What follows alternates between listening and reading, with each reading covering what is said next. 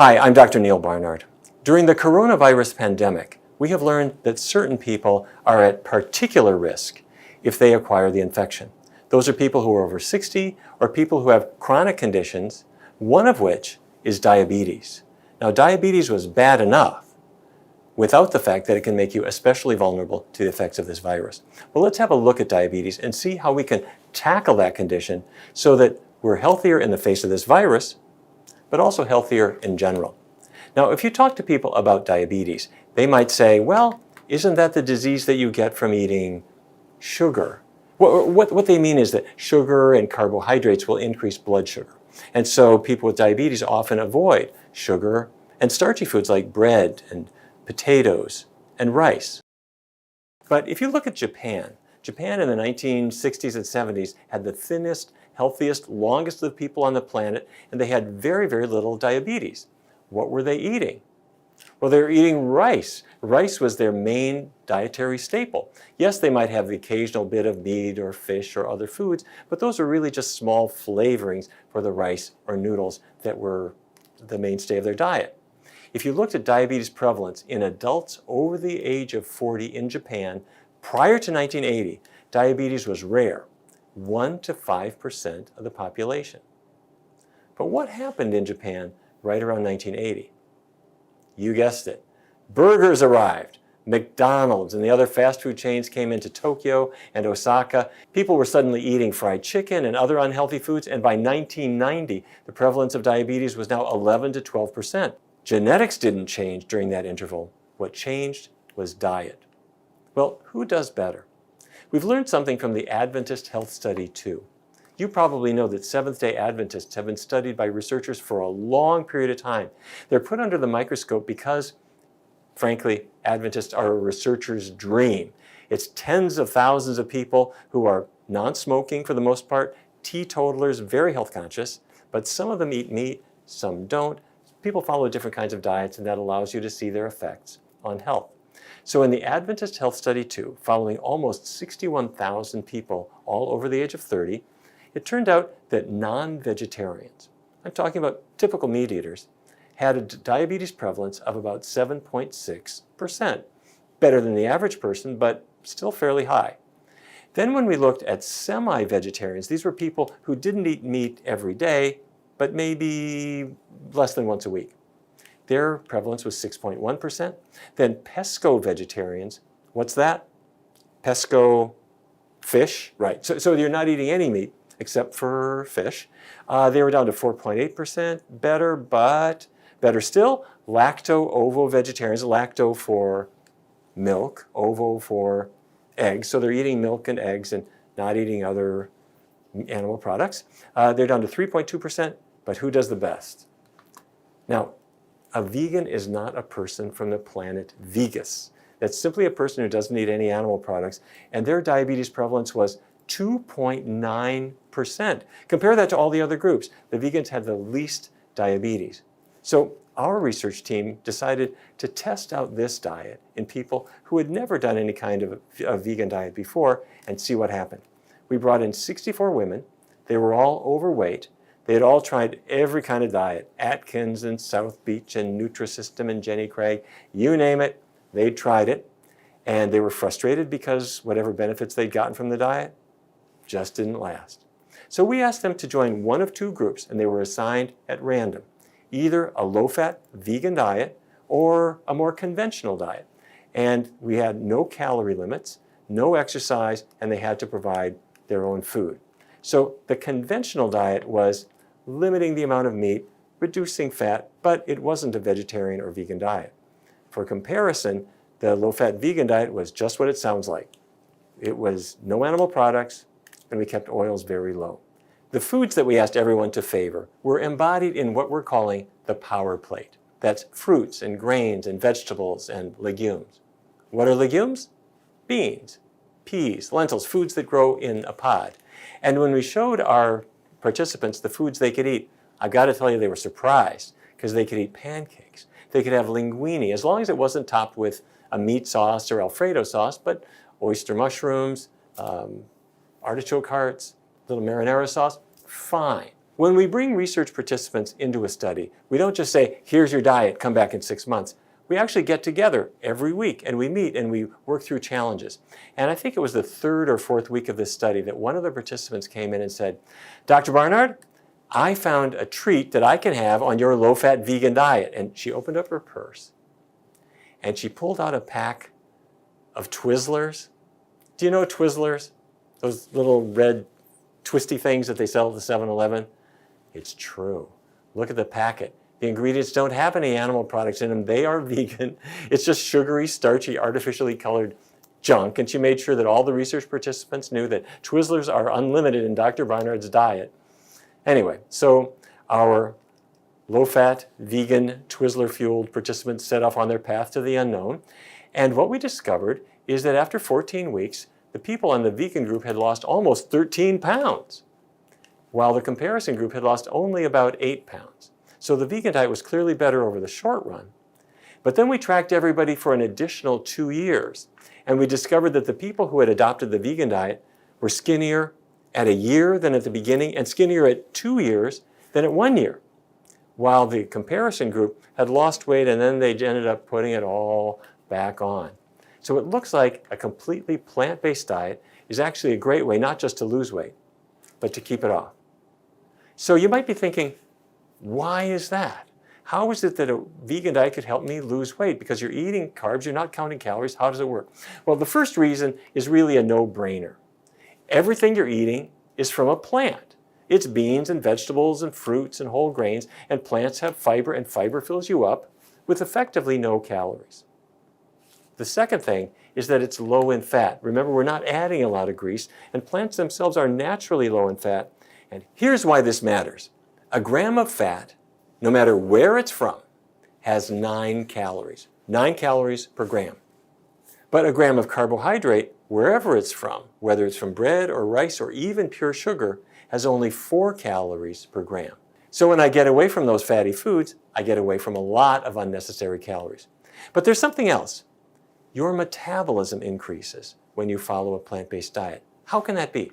Well, we bring the researchers into our laboratory and we're measuring their metabolism. The way we do it is they lie down on a table and we put a plastic shell. So you sort of feel like a space traveler. It goes over your face and your shoulders and it's capturing the carbon dioxide that you're breathing out, and it measures the oxygen that you're breathing in. And with some pretty simple arithmetic, I can tell you how fast your body is burning calories. But it's 6 o'clock in the morning. Your metabolism is really slow. Your body is not burning a lot of calories. But then I give you breakfast. Now, in our research studies, it's a liquid breakfast. We know exactly what's in it. And everybody's metabolism rises. It always rises after breakfast because your body is absorbing the nutrients in it to start burning things a little bit more quickly. Then you go to a totally plant-based diet. You follow it for another 14 weeks or so. You come back in. You lie down on the very same table. I put the very same shield over your face, and I'm measuring once again your metabolism. But what I discover, your metabolism is not the same. It's faster, roughly 15% faster for 3, 4, 5 hours even after the meal. Now, that's not much. It's just a small change. But it's after breakfast and after lunch and after dinner and even after snacks. You're burning calories a little bit more like you did when you were 14 years old. Your metabolism is speeding up. Getting rid of unwanted weight is a great thing for anybody. But if you have diabetes, it also means that your diabetes is likely to improve. So back in 2003, the National Institutes of Health gave our research team a grant to try to find a better diet for type 2 diabetes. What we did is we compared a conventional diabetes diet that was based on counting calories and limiting carbohydrates. We compared that to a completely plant-based diet. Now, the conventional diet meant limiting calories, carbohydrate fairly steady, don't eat too much bad fat. But the plant-based diet was completely vegan, no animal products. It kept oils very low. And one other thing, we favored what I'm going to call low GI foods, low glycemic index foods. What that means is, let's say I take some white bread. That will make my blood sugar rise pretty quickly. But if instead I have rye bread, the effect on my blood sugar is more gentle. It doesn't rise so quickly. If I have pumpernickel bread, the rise in my blood sugar is even more gentle. If I had beans, more gentle still. So the rye bread or pumpernickel those are more of a low GI food compared to the white bread, which is high GI, high glycemic index. Got it? So vegan, low fat, and favor the healthier carbohydrates. And to cut to the chase, the test that we look at to see how people do with diabetes, it's called A1C, or hemoglobin A1C. It's just a measure of your blood sugar control, and if you have diabetes, I'd like to see it below about 7. At the beginning, our participants were not below 7. They were on average right around 8. And the red line on this graph is the control group, the people on the conventional diet. They did well. Their A1C dropped about 0.4 absolute percentage points. That's good. That's what a medication might do.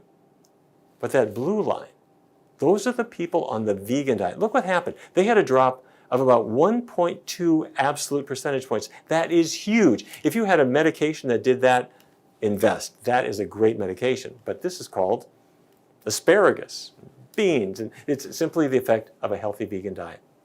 So how does that work?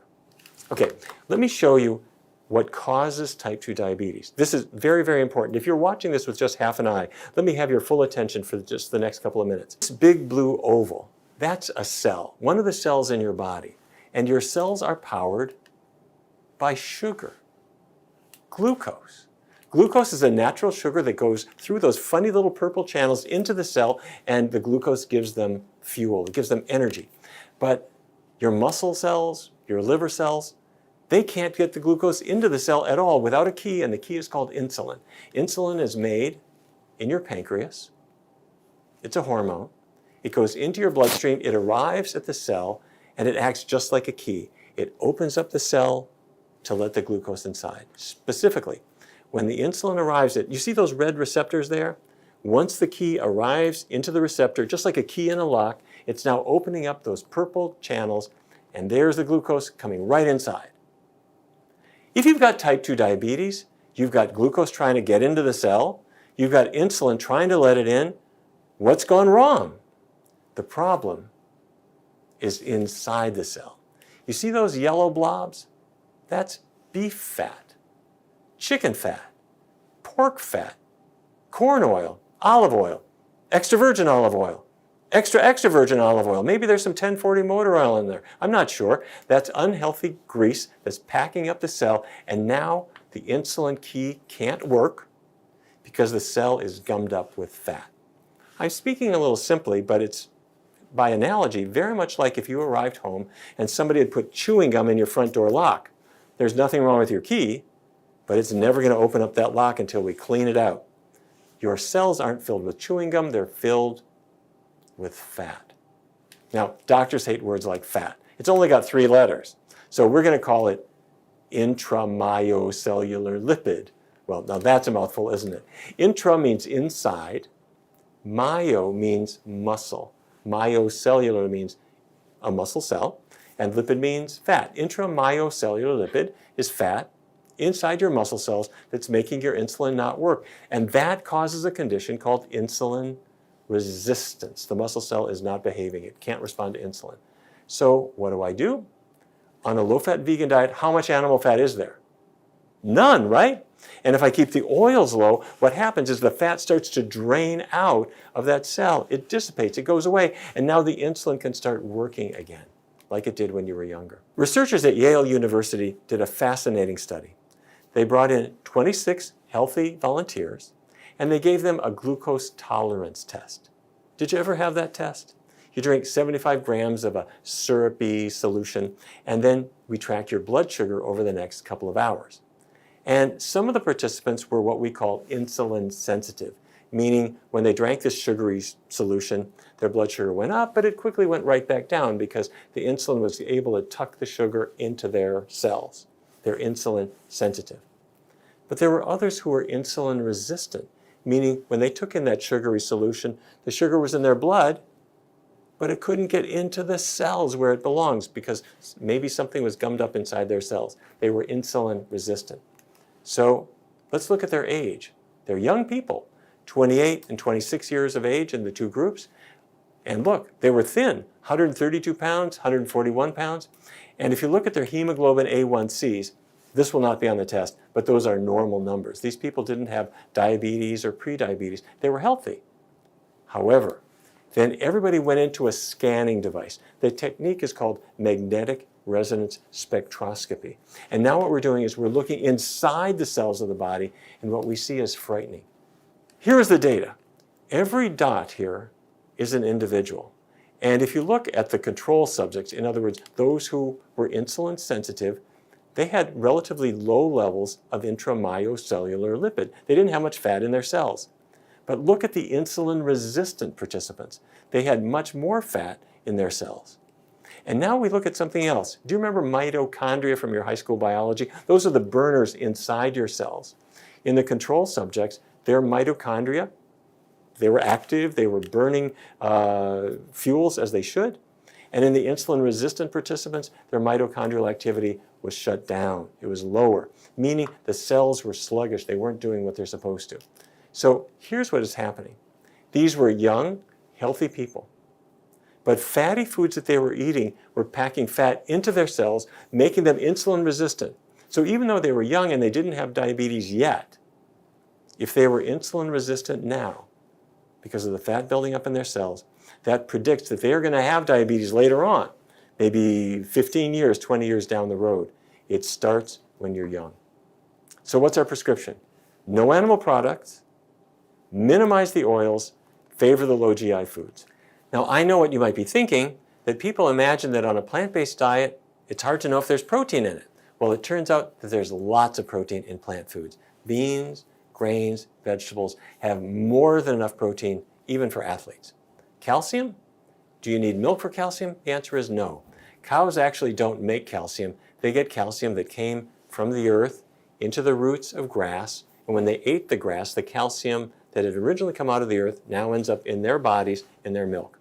And if you drink milk, you'll get some calcium, but you only absorb about 32% of it. Instead, have green leafy vegetables yourself. Hopefully not grass, but broccoli and collards and kale, great sources. Vitamin B12 is something that you should have. You need it for healthy nerves and healthy blood, and it's not made by animals or plants. It's really made by bacteria.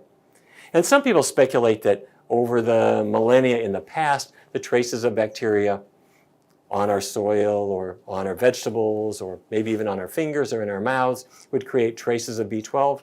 Well, that's certainly not the case today, if it ever was. Take a supplement. Go to the drugstore, the health food store, you'll see vitamin B12 pills there. Get the smallest one that they have and you'll be set. It's also in every multiple vitamin that you ever took. Now, there are a few special considerations that I want to mention. One is hypoglycemia, low blood sugar. I can hear what you're thinking. I've got diabetes. I've got high blood sugar. How could I ever have low blood sugar? Here's why. If you're using insulin or any of the sulfonylurea drugs, they are designed to bring your blood sugar down.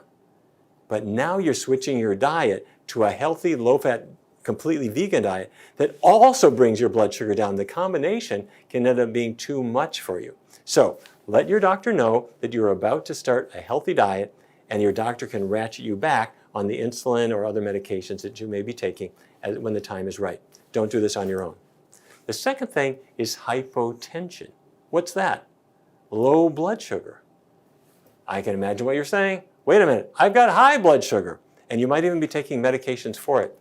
That's exactly the issue. When you're on a healthy plant-based diet, it's loaded with potassium, that's in vegetables, and that lowers your blood pressure a little bit. Also, when people go on a vegan diet, they tend to lose weight, and that lowers your blood pressure too. And so if you're still on all the same old medications, your blood pressure at some point can get kind of low. So you're sitting at a table, you stand up a little too fast, and you get woozy because your blood pressure is now low. Don't throw your medications away. Instead, just let your doctor know that you're changing your diet, and your doctor can ratchet you off your medications if and when the time is right.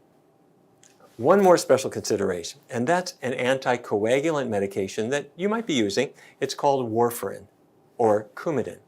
And some doctors in the past would say, don't eat a lot of vegetables while you're on this medication, because the vegetables have vitamin K that will counteract the effect of the anticoagulant. But of course, people want to have vegetables because vegetables are really healthy for them. Here's the answer. Eat lots of vegetables, but keep the amount fairly constant from day to day. If it doesn't vary a whole lot, then the doctor can find the right dose of your anticoagulant and things will be fine. And of course, nowadays, a lot of doctors are using more modern medications and they discover that there isn't any issue about their diet at all. So there you have it. We always want to get diabetes under better control, improve it, or even get rid of it if we can, and a low-fat, plant-based diet is the best way to get you there.